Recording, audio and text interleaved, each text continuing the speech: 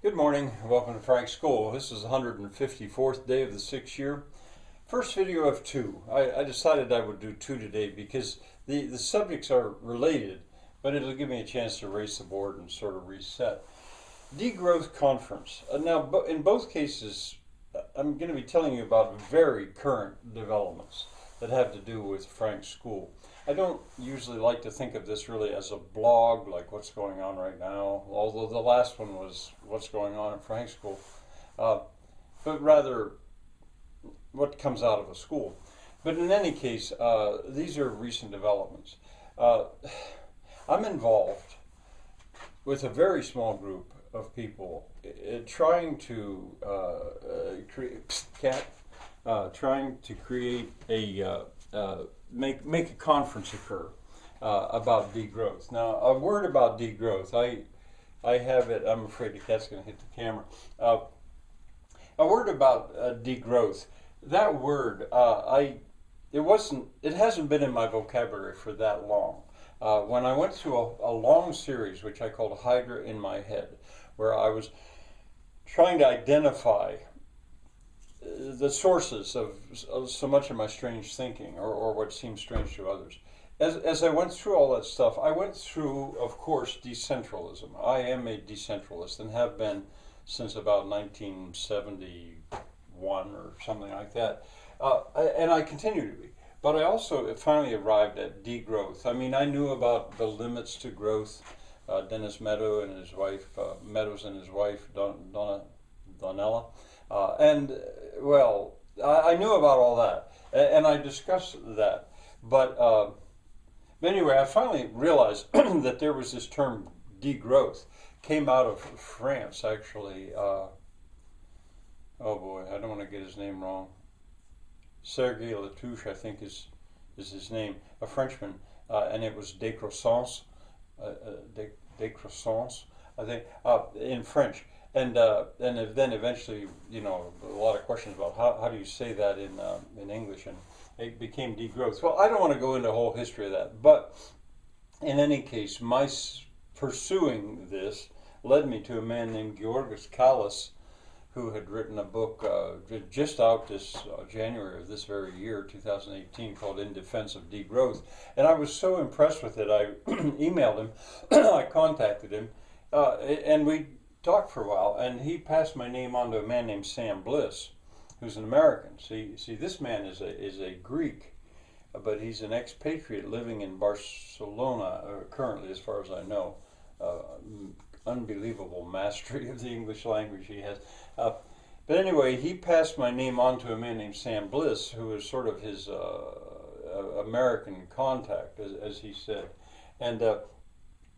And as a result of that, I ended up receiving a questionnaire, which I filled out and even indicated that, yes, I would be willing to try to help to create a conference. I'll say about the conference in a second.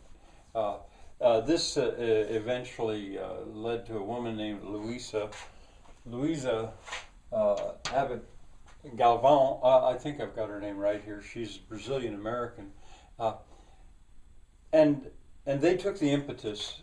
I hope I'm getting this right, because it's so current, and we're not in terribly close contact yet, as we should be anyway.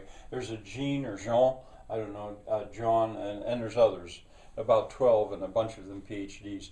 But anyway, that group is trying to come up with a conference this year in America. Now, the conferences, the first one was in Paris, I think it was 2006 or 2008, and then every 2 years there has been a conference, international conference, devoted to degrowth. Paris, Barcelona, Montreal, Venice, Leipzig, Budapest, and then this coming year in August it will be in Malmö, Sweden, and one sort of echoing it in Mexico. That's 2018, this year. And the idea that I almost think, I don't know if, I'm not sure exactly where it came from, but it might well have been Louisa herself. They decided to see what's missing here. Any city in the United States. When it comes to the idea of degrowth, it's tempting to say the U.S. doesn't have a clue. you know, how could they even think about such a thing? You know, it's very much stronger in Europe and throughout the rest of the world. Canada, Mexico, not the U.S. I mean, I think they even tried, but they failed. Well, anyway, the idea was, well, can't we do something to get the United States involved too? And so that's the effort. And I had suggested, this is only really one conference call old, this effort, but I had suggested that we should maybe start to do a few videos, or at least do them or get them recorded, of the making of the Degrowth Conference. This very video would be an example of it. I sort of asked if others would send in their videos or something, so we could see what they look like, so we could see what their ideas were. When should it be? Well, I think it's looking like it's going to be after that. So at the end of August, beginning of September, it looks like that. Where should it be? And there were 4 possibilities in our conference call, as near as I can tell, and we now email to some extent. Chicago and Burlington, Vermont. There have been a pitch for both of those. Washington, possibly New York, possibly the West Coast. Where should it be? And I have never ceased to be a decentralist. I continue to be a decentralist. And so, from my perspective, centralizing it into one city is anathema in a way to me, because I'm a decentralist. In the name of degrowth, I don't want to, spend all that jet fuel or whatever, all that money to gather people into a spot, since a lot of the basic purpose of degrowth is to save the planet, or for human use. I almost said consumption, for human care. The planet, and so much of the thinking is ecological. Well, anyway, that's sort of I'm sort of the decentralist faction of it. So from my perspective, I would accept having a center. Yes, that's important, as long as the center understands its limitations. But maybe 1,001 other places. I say 1,001. That's almost whimsical. I thought of 1,000 points of light, 1,000 points of hope. Why not 1,001? Like Scheherazada's tales, of which, where I live, the Camp Ranch campus of Frank School would be one of those points, spots where we go. Well, I'm doing this now for a couple reasons. One, ideas.